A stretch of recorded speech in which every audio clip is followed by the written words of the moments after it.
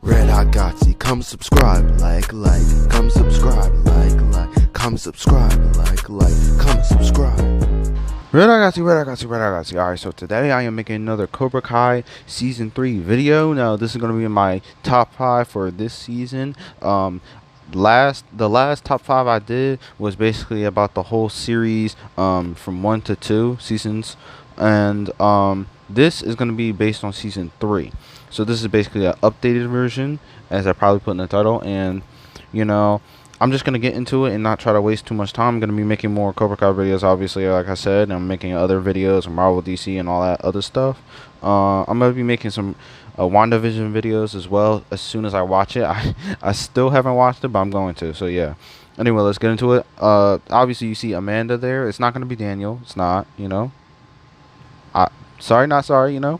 But Amanda is just, she's a really good character, right? You know, she really is a support system for Daniel, and I really think that, you know, she honestly is the better character because she just has such a good heart and she's funny, right? You know, she just has a spirit towards her, like, she really brings out the best in Daniel, because Daniel is kind of a hothead, and she just really has this great spirit about her. I don't know how else to put it.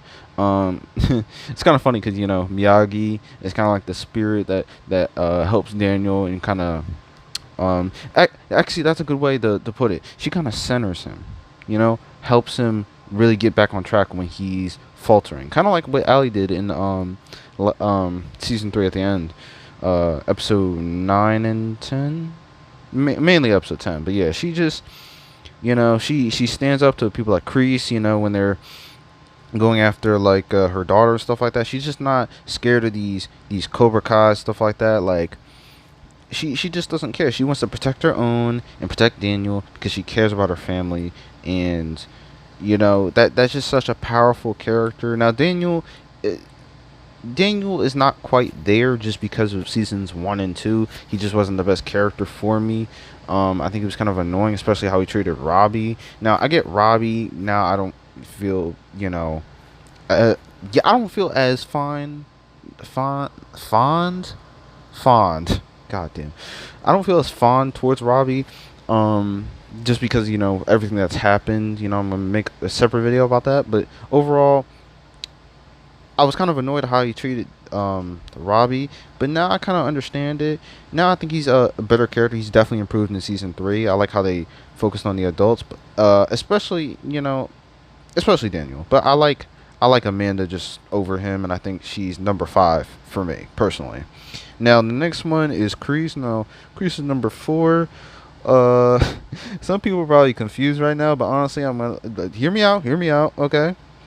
Kreese is a really good character if you think about it, especially in season 3. They really gave him a good backstory, and I think that they really increased the level of giving a crap that I had.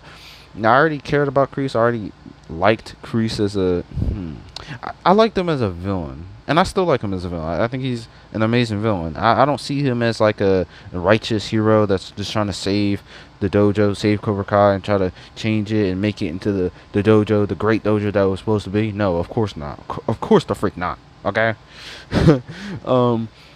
I just think that he's a very just kind of complicated villainous character that makes sense, and has a good arc, a good story that really tangles with Johnny's story and Daniel's. You know, they really have a great connection 30 years later, even after all 3 movies, stuff like that. I think he was in 1 and 3. I don't know about 2. I don't think he was at all. I heard he came back for 3. He came back for 3, and he was in 1, obviously. You know, the infamous Karate Kid 1. So for this season, though, when he came back, and you showed him in the end of season 1 and stuff like that, and he was just, you know, oh my God, it's Kreese, you know. And at that time, still, I haven't rewatched the Karate Kid 1 yet. I'm gonna watch the other ones too.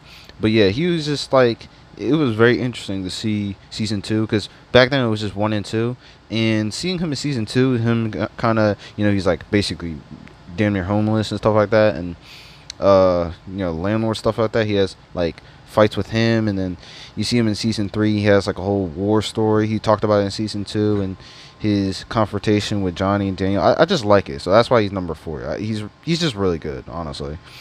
Now next one obviously is not Daniel, goddamn, Johnny. Now some people probably put him in number 2 or 1. Now I have a good reason why. Okay, just hear me out. Now Johnny obviously is the main freaking character in the entire show. Like, he's the reason this even exists. They probably, like, talked to William Zabka and said like, yo, we have some plans for a new little series, and he picked that up and he was like, yeah, I'm gonna do it, and Ralph agreed, and then now we have Cobra Kai. So I think it was just a really good choice, and I'm really liking this series. He's a really good, I can't say addition. He is the series. Some of his scenes, he can come off as a bit annoying, but at the same time, I really do like his character. That's why he's in the top 5, because he's really funny, and he has just the best story arc of the entire series, and he just has a really good, kind of, he's just like, he has the best scenes overall, with Miguel and stuff like that, and also his relationship with Robbie. Oh my god, I can't speak today. And I just like the conflict between that. He has to pick between Miguel or Robbie. Kind of like how Miguel had to pick between Tori and Sam, and Robbie had to pick between Daniel and Johnny and stuff like that. It's just like a lot of triangles happening, if you get what I mean. I just like how he interacts with Daniel after all these years, stuff like that. I like it. He interacts with everyone very well. He basically created Hawk and stuff like that, and I love Hawk as a character. And I just love all these characters, and that's why he's really good. He started all of this. That's why he's number 3. Now, speaking of Hawk, here we got Hawk is number 2.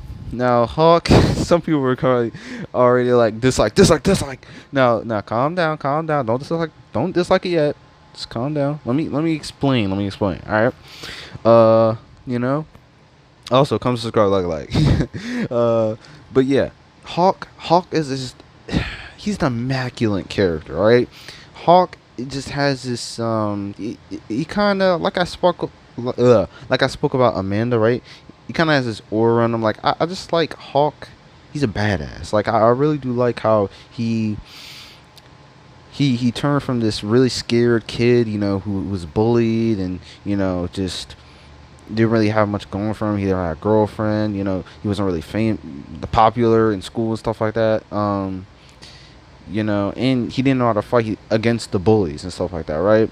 So he just felt miserable all the time. But now he learned how to fight. He got a girlfriend, even though they broke up, whatever. But overall, his life improved, and he got popular. Kind of like how I spoke in the other video. He's just like, it's like kind of like a hero's journey in a way. Now, obviously, in season 2, he's more of in a villainous kind of scenario. He was more of a villainous character, but that's changed so much in season 3. Because we see his arc, and it's just like it's an amazing arc. It's the second best arc, honestly, in my opinion, second or third, something like that. Like, honestly, it's really good. And he turns from, like, basically the villainous role to a hero, like one of the heroes, and it's real redemption for him, with Dimitri and stuff like that. After breaking his arm, he felt bad, so he ended up teaming up with him, and I just really like him. That's why he's number 2, honestly. Now, obviously, this is obvious, if you've been watching my video, you already know. it's Miguel, bro. Miguel is number 1. Hooray! Absolutely no one. It's like that meme. Absolutely no one expected this. Absolutely no one, Red Ragazzi. So, obviously, Miguel's number 1 because he has probably, I said Hawk has one of the best arcs. Miguel probably has number 1. The number 1 arc. So obviously he's number 1. But yeah, like, Miguel, I'm just going to speak about, like, obviously in season 1, he was the first student, with Johnny and stuff like that. And he had to train to, kind of bring up Cobra Kai, make sure that, you know, students actually want to join and stuff like that. So he showed off his skills by whooping Kyler, and that kind of progressed. And as more students joined, you know, you got Hawk and stuff like that. That was around the time you saw Dimitri trying to train. He joined Miyagi and stuff like that, and he's still friends with them and stuff like that. You see, you know, him get with Tori, and he still has that relationship with Sam. So it's kind of like that triangle, like I spoke about earlier. He has, you know, the kind of rivalry with Robbie, and he almost, you know, kills him. So he has to go through that whole thing in season 3 where he's recovering, and he's just a really good-hearted character who just deserves to be #1. Like, who else? So that's the end of the video. Come subscribe, like, you know, let me know what you think in the comments. Seriously, comment, subscribe, like, let me know what you think, bro. Support the channel if you want to. You don't have to. And yeah, man, see you guys later. Peace. No way, Jose. Red Hot Gotsy, come subscribe, like, come subscribe, like, come subscribe, like, come subscribe.